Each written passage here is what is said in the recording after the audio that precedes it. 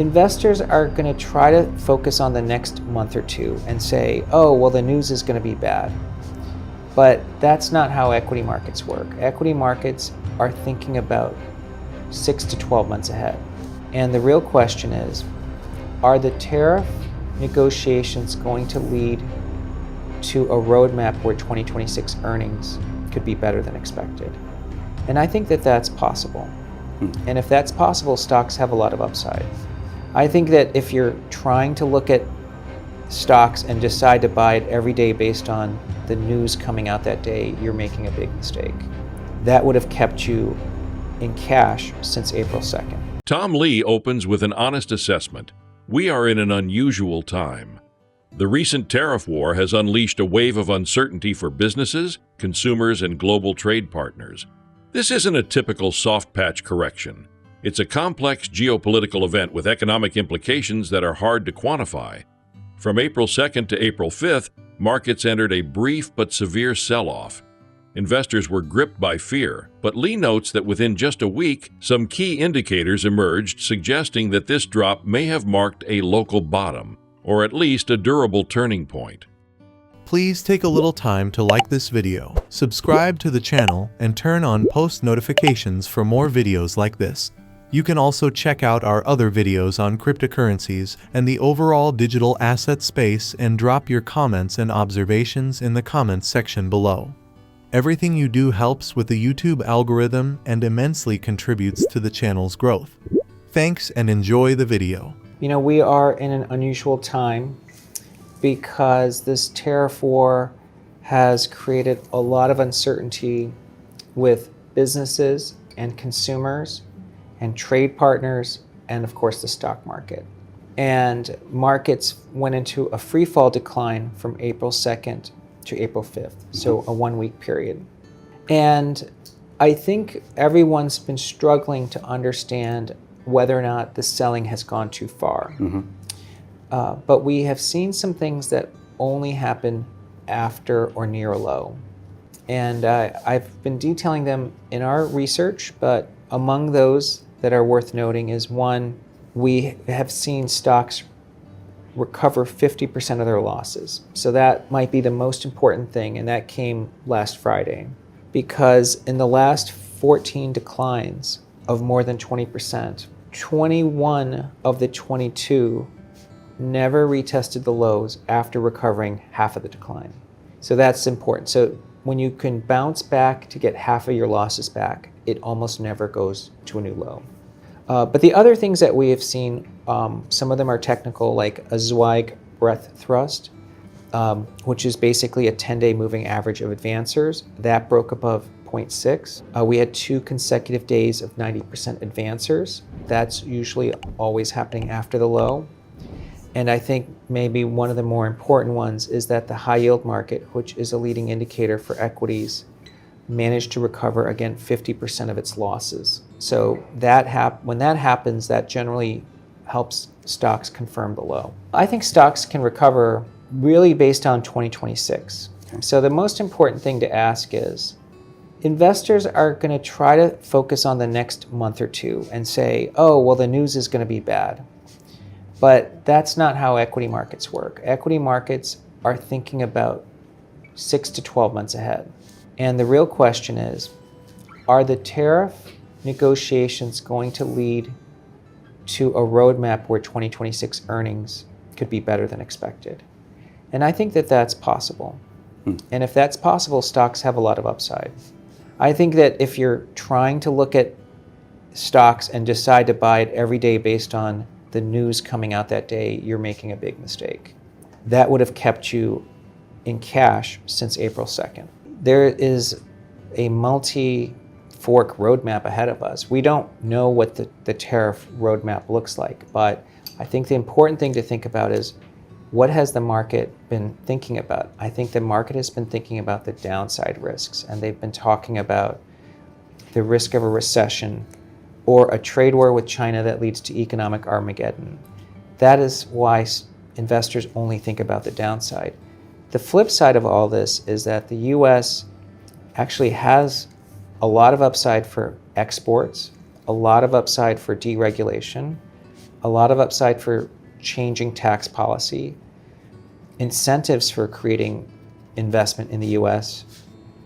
And all of that would actually not only expand PE, but also expand earnings. So I think you don't want to get too specific, because at the end of the day, if investors have raised, if cash on the sidelines is $7 trillion and investment sentiment is persistently negative, you don't have to be right.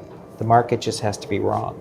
There's always a recession somewhere in the US economy. Sure.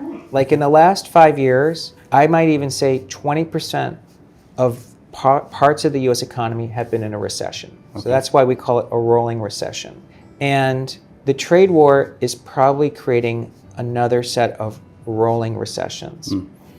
Now that doesn't mean the overall economy is in a recession, because GDP could just grow slowly as parts of the economy are in recession. I'll give you an example. Housing has been in a recession for 3 years now. And since 1900, prior to this period, whenever housing was in a recession, the overall economy was in a recession. But we've had a housing recession for 3 years and the US economy has been fine. So the question I think we're all trying to debate is, if we have a trade war recession, like so trade is slowing, is that enough to create an overall recession in the economy? Because we know it's creating a trade recession. And I don't have an answer to that. But the one market I'm watching is the high yield market. If high yield spreads, which means high yield rates relative to risk-free rates, if that reaches 1,000 basis points, then we're almost guaranteed a recession. But it's currently at 367 basis points. So to me, the high yield market is saying we have another rolling recession happening, not a US recession. So that's why I was asking you to clarify, because I think it's going to be too easy for people to say, oh, GM's in a recession, so the economy's in a recession. GM could go into a depression and it probably wouldn't affect the US economy. But we don't want too many parts of the economy to go into a recession, because then that would drag the overall economy into a recession. One of the most insightful parts of Lee's commentary is his dismissal of the recurring claim that corporate profit margins will collapse. He recalls how in 2008, many strategists declared that S&P margins would be permanently impaired. Yet margins rebounded.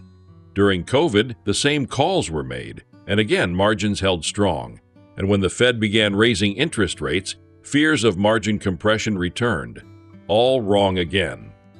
Oh, if you have a rolling recession, why doesn't it pull everything into a recession at once? Right. And At some point. yeah. Yeah. I think that that's possible, but historically it's required what you call a shock. So for instance, if oil prices spike to $300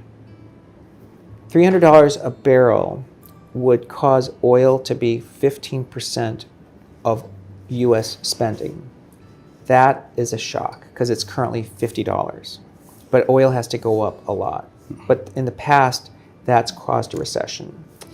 The second type of recession is a financial system shock, like 2008. So if the financial system, the banks or credit, has a crisis, then that pulls all the sectors of the economy into a recession. Right. But if manufacturing's in a recession or housing, it doesn't create enough ripples. Just keep in mind that in 2023, when the regional banks got into trouble, many people predicted a depression, because they said, oh, the regional banks are going to be the firewall, and if they fail, all credit fails. But we had a regional bank crisis and the economy was fine. Again, anything is possible. Sure. So people can't say they know anything with certainty. Yeah. But in 2022, we had a series of rolling recessions that have continued. So for 3 years now. And in 2022, the S&P was down 27%. And earnings didn't recover until the second half of 2023. Investors at that time claimed the market was going to have more downside because they thought the rolling recessions and the Fed tightening was going to lead to a bigger economic decline. We had argued strongly against that. We said that credit, the debt levels of consumers was too low to prevent a larger recession. Today, the same conditions are true. Businesses and consumers aren't highly levered. So there is risk of job loss coming, and that's why we could have a recession. But for someone to be so confident that we're going to have a recession, I think they're dead wrong. Sure. And by the way, that's what you're hearing. I think a lot of economists are declaring recession. In my 30 years, I've never seen an economist get the recession right. So the fact that many are claiming there's a recession probably tells me the odds are very low of a recession. Got it. We usually go into a recession and economists deny it, and we're already in a recession. Yeah. That's what happened in 2008. I think people overgeneralize, and people oversimplify the nature of margins. Okay. I can tell you definitively in 2008, I saw economists and strategists after strategists declare S&P margins after 2008 would permanently decline. And when I was at JP Morgan, we forcefully argued that margins would continue to expand because productivity and automation allow smart businesses to radically cut costs and re-engineer. And during COVID, we had many people chronically declare margins were going to fall because difficulty of unlocking supply chains. And then when the Fed began to raise interest rates, people forcefully declared margins would decline because as either inflation rose or fall, companies couldn't keep up. So in every single instance that people have declared margins would shrink, that has not been the case. Now, if someone's going to tell me that margins are going to fall because of this trade war, I'm going to say that they do not have history on their side. I think U.S. companies have proven time and again that they are able to manage costs. That is their strength. They are better at managing costs because they care about shareholder returns. That is not the case with other countries. And so I don't have an answer for that, but I'll just say that I'm hearing the same arguments I've heard for 15 years, and everyone's been dead wrong. Lee finishes with a sharp observation. Economists almost never get recessions right. In fact, he argues, when many economists start loudly predicting a recession, it usually means the opposite will happen. Back in 2008, the recession was underway while most economists were in denial. Today, many are loudly forecasting a downturn. According to Lee, this makes the odds of a recession even less likely in the near term. Please like and subscribe.